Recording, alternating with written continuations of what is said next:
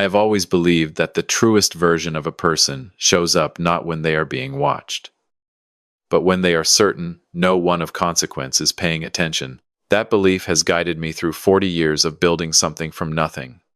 It guided me the night I sat at a restaurant table in downtown Nashville, watching my son-in-law's family size me up like I was a problem they needed to manage while he sat there and let them do it. My name is Gerald Whitfield. I am 63 years old. I drive a 2009 Ford pickup truck that has a crack in the windshield I keep meaning to fix. I wear flannel shirts on weekends. My hands are rough because I spent the first 15 years of my career doing physical work before I ever sat behind a desk. I live alone in a 3-bedroom house on the outskirts of Murfreesboro, Tennessee, and my neighbors think I'm a retired contractor. None of that is a lie. Exactly. I just don't correct what people assume. What people tend not to assume is that I am the sole owner of Whitfield Industrial Solutions, a logistics and supply chain company with contracts across 11 states. Annual revenue that would make most people's eyes water. And a corporate headquarters on the 14th floor of a glass building in downtown Nashville that I bought outright in 2019. The CEO of that company is a 37-year-old man named Derek Calloway. Derek Calloway is also married to my daughter, Renee. He does not know I own the company. He has never known. My operating structure runs through a holding entity, and the board he reports to is populated by people who understand discretion as a professional obligation. Derek knows the company is privately held. He does not know by whom. He has never asked in a way that invited a real answer, and I have never offered one. I want to be precise about why I made that choice, because it matters to everything that followed. When Renee first brought Derek home 4 years ago, I liked him. He was sharp, confident without being arrogant, and he clearly cared about my daughter. He had been in logistics management for over a decade, and when the CEO position opened at Whitfield, my previous CEO had retired. Derek's name came through a recruiter. I reviewed his file before I knew who he was. He was genuinely the best candidate. After Renee introduced us, I sat with it for a long time. I talked to my attorney. I talked to my board chair, a woman named Sandra Okafor who has been with me since the early days. I decided 2 things first. Derek would get the job because he earned it. Second, he would not know about my ownership, because I didn't want him to have the job for any other reason. And I didn't want my daughter in the middle of a power dynamic that could poison their marriage. Sandra agreed. The board agreed. Derek was hired through the normal process, negotiated his own compensation package, and has run the company well for 3 years. His performance reviews are strong. He has no idea who is ultimately reading them. Renee knows. She has known since before Derek and I ever met. She is the one who told me he had applied quietly, nervously, watching my face for a reaction. I told her what I've just told you, and she understood. She has never told him. That kind of loyalty and discretion is something she grew up watching me practice, and I am proud of her for it. What I did not anticipate, what none of us anticipated, was Derek's parents. Patricia and Ronald Calloway live in a gated community outside Brentwood, Tennessee. Ronald made his money in real estate and commercial development, and he has the bearing of a man who has spent his entire adult life walking into rooms where he expected to be the most important person present. Patricia is quieter but sharper. She is the one who does the real social accounting, cataloging people's worth and filing it away for later use. They had been in Nashville for 6 months before Derek finally arranged a dinner between our families. Renee had been gently suggesting it for a year. I had not pushed. I had a feeling about the Calloways that I couldn't quite name, and I've learned to trust those feelings. Derek called me on a Tuesday evening in late October. "Dad," he said. He started calling me that after the wedding, and I genuinely didn't mind. Mom and Dad are in town through the weekend. I think it's finally time we all sat down together. Would you be up for dinner Friday? I said I would. He named a restaurant called the Gable House. A place in the Gulch neighborhood that I knew by reputation, the kind of establishment where the menu doesn't list prices on the copy given to the guest you want to impress. A power dinner location. I filed that detail away. I drove myself in the pickup truck. I wore a pair of dark chinos and a blue button-down shirt that Renee had given me for my birthday. I did not dress up beyond that. I was not trying to make a statement. I was just being myself, which is the same thing. When I walked into the Gable house, they were already seated. Renee caught my eye and gave me a small smile that told me nothing good had happened yet, but that she was watching. Derek stood up and shook my hand warmly. He is always warm with me, and I believe it is genuine.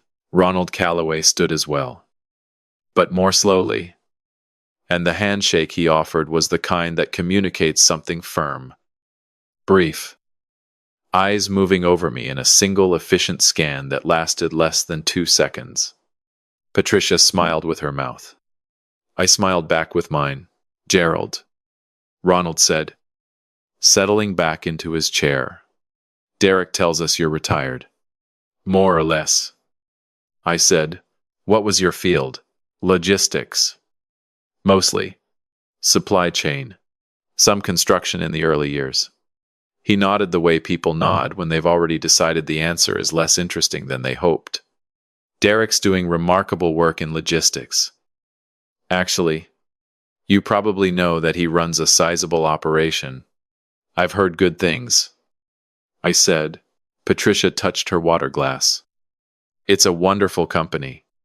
Very well established. We're so proud of him." She said this in the direction of Renee. Not me. A performance of warmth addressed to the wrong audience. The dinner proceeded. The food was excellent. I ordered the roasted chicken because it sounded good.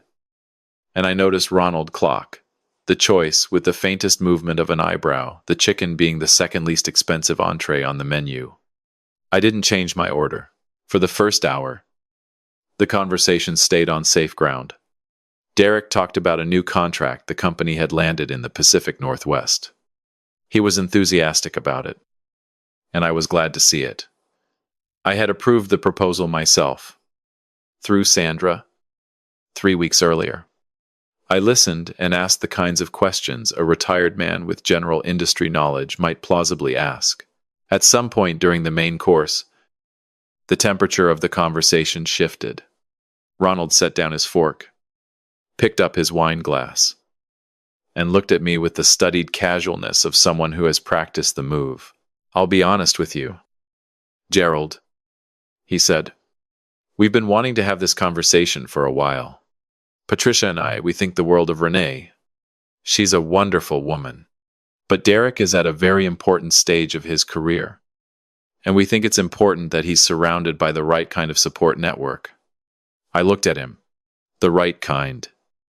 I said, "Stability, resources, people who understand what it takes to operate at his level." He leaned forward slightly. "Derek has real potential. He's not going to stay a CEO at a mid-market company forever. He's going to move up. And when he does, his family connections on both sides will matter." I let a moment pass. "That makes sense," I said. Ronald reached into the breast pocket of his jacket and produced a cream-colored envelope. He set it on the table between us and slid it across with 2 fingers. The gesture deliberate and practiced. "We've retained a financial advisor who works with families at Derek's level," he said. "We'd like to bring you in as well. Gerald, get everyone on the same page. It would be our treat. Of course, we wouldn't want cost to be a concern." I looked at the envelope. I looked at Patricia. She was smiling with sincere warmth for the first time all evening, because she thought this was the moment the transaction completed. I looked at Derek. He was looking at his plate. That was the detail that mattered. Not Ronald's speech. Not the envelope. Not the implication threaded through every word. The implication that I was a liability to be managed. A background figure to be folded into their financial planning as a courtesy, so that the Callaway vision for Derek's future could proceed without the awkward complication of a modest father-in-law. Derek was looking at his plate because he knew what his father was doing, and he was not stopping it. I picked up the envelope. I turned it over in my hands once. Then I set it back on the table. I appreciate the gesture, I said. I'm comfortable with my own arrangements. Ronald's smile tightened by a fraction. Of course. No pressure at all. It's just an option. I said. Renee reached under the table and found my hand and pressed it once. Quickly. I didn't look at her. I just pressed back. The dessert course came and went. Ronald talked about a development project in Scottsdale. Patricia talked about their winter plans in Sarasota. I listened and asked polite questions and finished my coffee. When the check arrived, Ronald took it without offering to split it, which I had expected. When he saw the total and did not blink, I noted that as well. Derek walked me to my truck in the parking garage. He was quiet for most of the walk. I'm sorry about that, he said finally. The envelope thing. That was he does that. He means well. He means something, I said. Derek looked at me. He's not wrong that your support matters to us. To Renee. To May. I know that, I said. I unlocked the truck. Derek, how long have you been at Whitfield? He looked slightly puzzled by the turn. 3 years in January. You like the work. I love it, he said. And I believe he meant it completely. It's the best job I've ever had. The company has good bones. Good people. I feel like I'm actually building something. I nodded. Good, I said. Keep building. I drove home. The following Monday, I called Sandra. Tell me about Derek's last performance review, I said. She told me. It was strong. She walked me through the Pacific Northwest contract, the operational efficiency improvements he'd implemented in the Southeastern distribution network, his staff retention numbers, which were exceptional in an industry that chews through talent. She told me his team respected him. She told me he had turned down 2 recruitment calls from competitors in the past year. He's the real thing, Sandra said. You know that? I know, I said. I want to do something. I told her what I had in mind. She was quiet for a moment. You sure? She said. I've been sure for a while, I said. Friday just clarified the timeline. 3 weeks later, Sandra convened a board meeting. It was a short agenda, 1 item. The board voted to restructure Derek's compensation package, increasing his equity participation in the company, and formally documenting a succession pathway that, under specified conditions, it would allow him to acquire a meaningful ownership stake in Whitfield Industrial Solutions over the following decade. It was the kind of offer that people in Derek's position dream about and rarely receive. The offer letter went through the normal legal channels. Derek received it from the company's general counsel on a Wednesday afternoon. He called Renee before he called anyone else. She called me immediately after. He's stunned, she said. He's sitting at his desk and he can't stop reading it. Good, I said. Dad. Her voice was careful. Is now the time. I thought about it. I thought about the parking garage, and the envelope, and the way Derek had looked at his plate. I thought about what he'd said. I feel like I'm actually building something, and I thought about the 3 years he had spent doing exactly that, without knowing who was watching. Yeah, I said. I think it is. Renee arranged dinner at her and Derek's house that Saturday. She cooked. She makes a lamb stew that is genuinely one of the best things I have ever eaten, and after dinner, when we were all sitting with coffee in the living room, she looked at Derek and said, There's something we want to tell you. He looked at her, then at me. Something in his face shifted, not alarm. Exactly. But the particular attention of a person who understands that what comes next is going to matter. The holding company that owns Whitfield, I said. You've been curious about it. I've always assumed it was a private family office. He said slowly. The structure's set up that way. It is, I said. It's mine. The silence that followed was one of the most complete silences I have ever sat inside. Derek looked at me. He looked at Renee. He looked back at me. You own Whitfield? He said. I built it. I said. About 22 years ago. It's been my life's work. He sat back in his chair. I watched him process it, watched the 3 years of his tenure reorganize themselves in his mind against this new information. Every meeting, every decision, every performance review, every time he had seen my name on nothing and assumed I was simply Renee's father. A retired man with industry knowledge and a cracked windshield. You hired me, he said. The recruiter brought your name to the board. You were the strongest candidate. That was true before I knew who you were. And it's been true every day since. He was quiet for a long time. Then he said, Why didn't you tell me? Because I didn't want you to have the job for the wrong reason. And I didn't want you to do the job for the wrong reason. I looked at him steadily. How would it have changed things? If you'd known. He thought about it honestly. That was one of the things I respected about him. He thought about things honestly when he could have just deflected. I don't know, he said finally. I'd like to think it wouldn't have, but I don't know. That's why, I said. Renee refilled our coffee. Derek picked up his cup and held it without drinking. The offer letter, he said. The equity stake. You earned it. I said. That's not sentiment. Sandra will tell you the same thing. The board voted unanimously. Another long silence. Your father, he said finally. At dinner. The envelope. He set down the coffee cup. He looked at me with an expression. I didn't have a category for something between mortification and something else. Something quieter. I should have said something. He said. You should have. I agreed.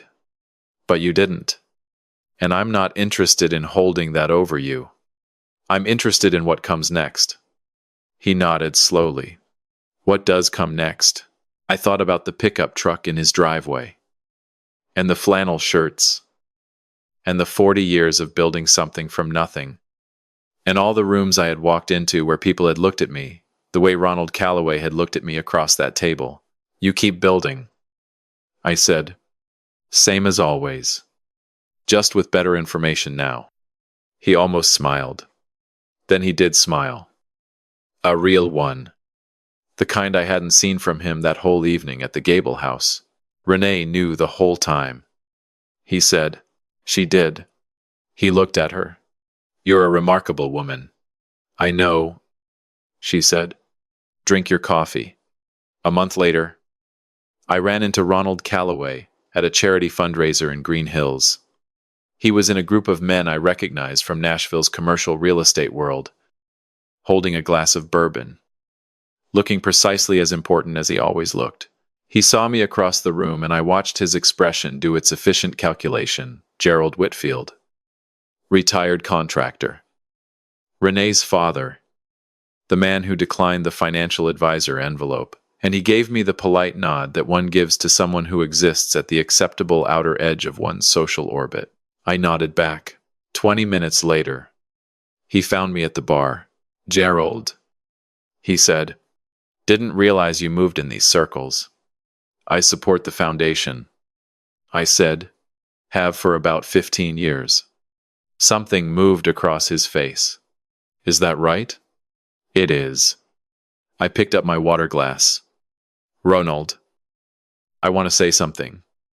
And I want to say it plainly because I think you're a person who respects plainness. He squared his shoulders slightly. Go ahead. Derek is going to be fine. I said. He's going to be more than fine. He's good at his work. He's good to my daughter. And he's building something real. Whatever you were worried about at that dinner, whatever problem you were trying to solve with that envelope, it's solved. But it was solved before you got there. Your son earned his position. Nobody gave it to him. Ronald looked at me for a long moment. The calculation behind his eyes was working at something, but he didn't have enough data to complete it. And I didn't give him more. I appreciate that, he said finally, in the tone of a man who isn't sure yet whether he should.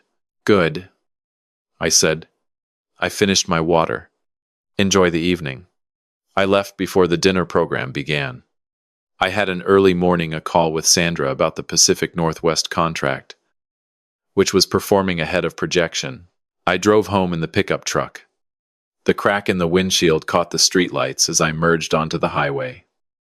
And I thought about how I still hadn't fixed it, and how I probably wouldn't for a while longer. Some things you keep because they remind you of something true about yourself. The truck reminded me that I built everything I have with my own hands and my own judgment, and that the version of me who drove it was the same version of me who owned the 14th floor of a glass building downtown and signed off on 11 state logistics contracts. I am the same person in every room I walk into. That is the only kind of power worth having.